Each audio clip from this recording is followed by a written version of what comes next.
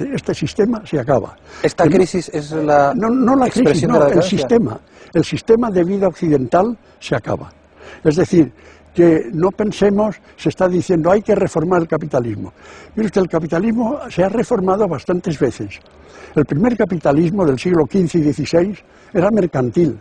Después vino un capitalismo industrial, después vino un capitalismo financiero y luego ha venido la globalización y casi un nuevo imperialismo. Bueno, pues eso es un proceso vital de un sistema que sube, aumenta y se cae. Le voy a dar una sola prueba. En el siglo XV, Europa era un volcán en expansión, ideológico y aventurero.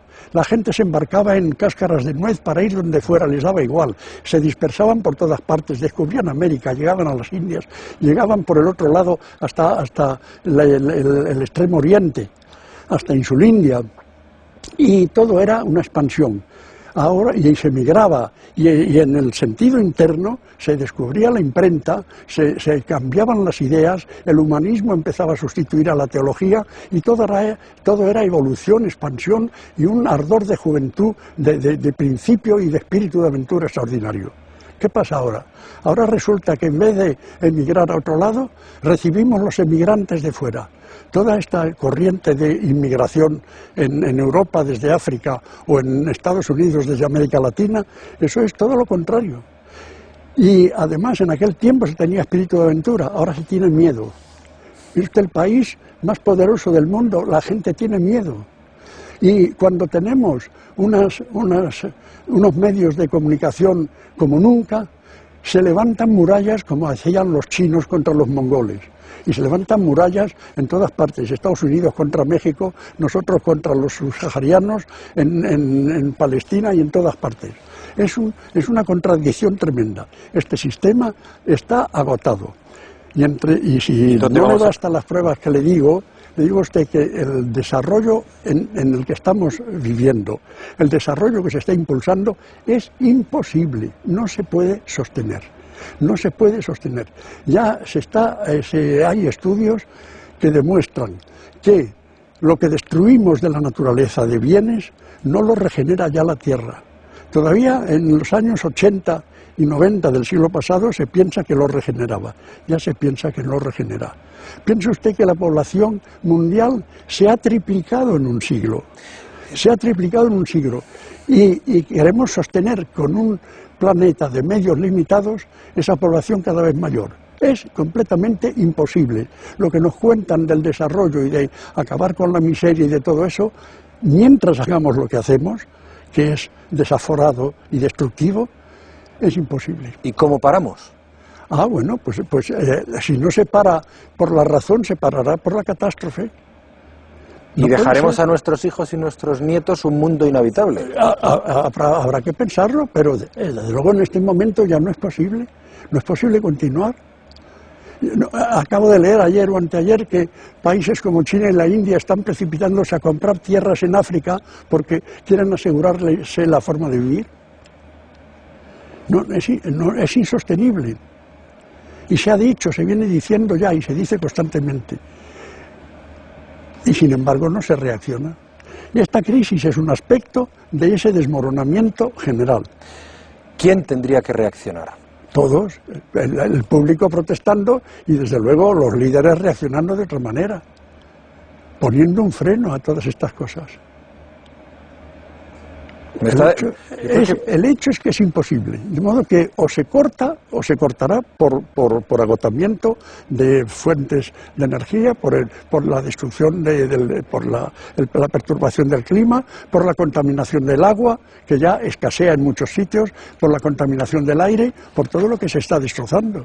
¿Por qué no se escucha más este mensaje? ¿Por qué eso que usted está diciendo, que me parece muy sensato, se oye tan poco? ¿Por qué no existe esa conciencia de ese riesgo real del que usted habla, que estoy convencido de que es cierto? Mire usted, porque los que pueden modificarlo, los que pueden influir más en modificarlo, no quieren, y los que quieren modificarlo no pueden. Voy a explicarme.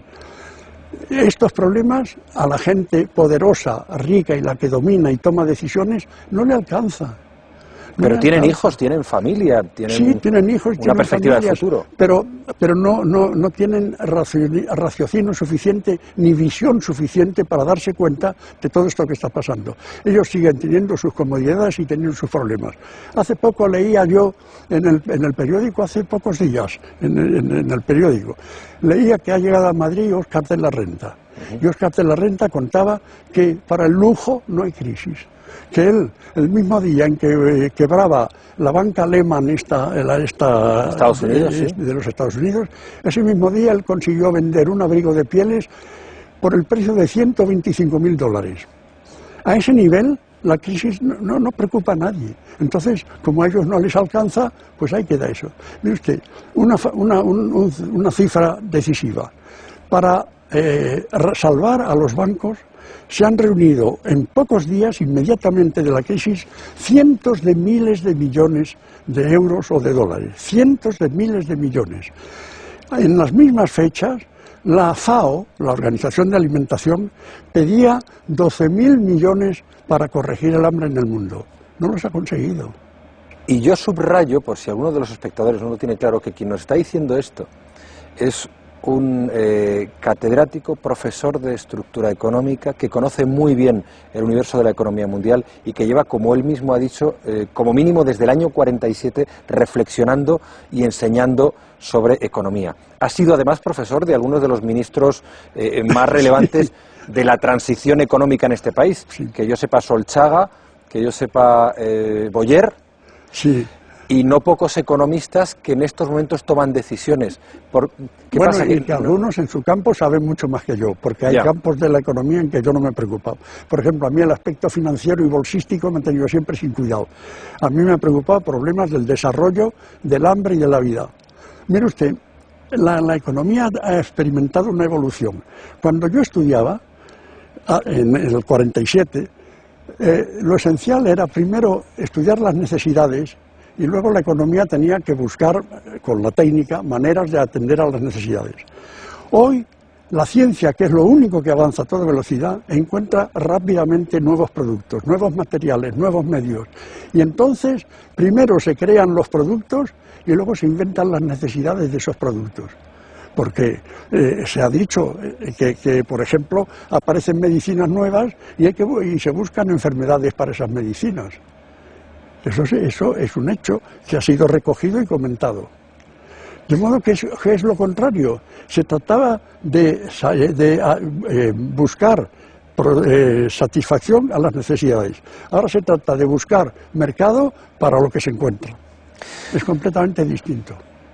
En 1995, con 78 años, el profesor Sampedro empieza en Nueva York su tercera vida, tras una crisis cardíaca grave de la que le saca Valentín Fuster, y una enfermera que creo que usted no olvidará. Cuéntenoslo, profesor. Aquello fue emocionante. Usted imagínese que uno está muy mal, que está durmiendo apaciblemente y lo que está en realidad es muriéndose, porque estaba bajando el tono vital, etcétera. Afortunadamente yo estaba conectado a una serie de monitores y de cosas de esas. Había una persona que los observaba, dio la alarma, vinieron, me agarré tal. Y entonces me aplicaron en pecho y espalda unos electrodos o unos aparatos eléctricos que soltaban descargas y que luego me han contado algún médico, me han dicho que en algunos hospitales lo llaman a eso machacamuertos. Machacamuertos. Pues yo estuve en el machacamuertos como media hora o algo así, recibiendo puñetazos en el pecho y remontando.